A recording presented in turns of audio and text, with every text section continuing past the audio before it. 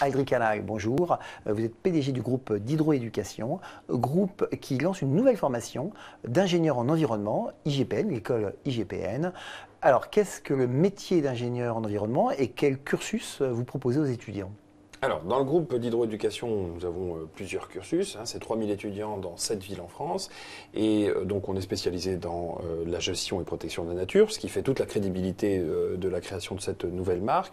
L'idée, c'était évidemment d'aller plus loin, et je vais y revenir dessus, que le Bac+2. On est spécialisé également dans la diététique et la nutrition, dans le commerce international, le tourisme, etc. Donc, on a plusieurs marques, Compte Hydro, DNH, l'ENSIA dans l'informatique, etc.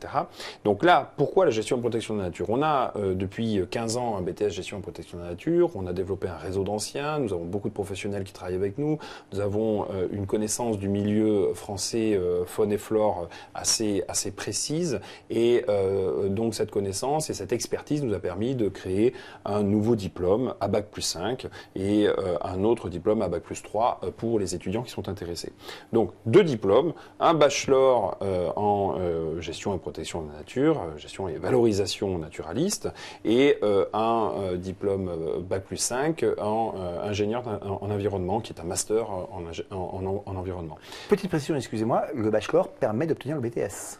On Tout passe à fait. d'abord le BTS en 2 ans. Tout à fait. À l'intérieur du bachelor, nos étudiants ayant un meilleur niveau que le BTS, ils passent aisément le BTS et ils l'ont globalement tous.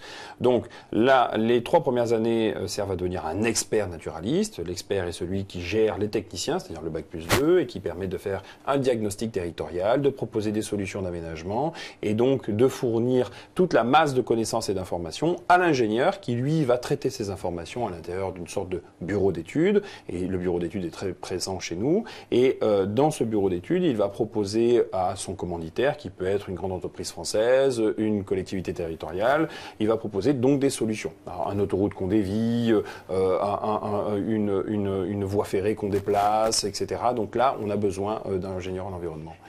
Est-ce que c'est une formation terrain ? Absolument. Nos étudiants de la première à la 5e année passent énormément de temps sur le terrain. Déjà, toutes les semaines, ils ont 8 heures par semaine sur le terrain, obligatoire. On gère des espaces de nature, on gère tout un tas d'endroits en France qui nous permettent d'être très actifs et d'être très productifs en termes de diagnostic et de solutions d'aménagement. On a également des stages, beaucoup de stages, puisque en 5 ans, on a l'équivalent de 2 ans de stage. La 3e, 4e et 5e année, il y a 6 mois de stage au second semestre à chaque fois, 6 mois, 6 mois, 6 mois. Donc nos étudiants sont déjà dans des situations pré-professionnelles. Et donc le terrain pour nous est très important. On ne fabrique pas des gens qui parlent de la nature, on fabrique des gens qui connaissent, analysent, comprennent la nature. Alors on se forme en 3 ou 5 ans, mais est-ce qu'il y a des débouchés derrière ? Absolument. Énormément de débouchés dans les collectivités territoriales, dans les entreprises, dans l'étude d'impact. Alors évidemment, c'est un marché qui n'est pas aussi visible que le marché de n'importe quelle profession sur Pôle emploi, mais c'est un marché qui se développe énormément.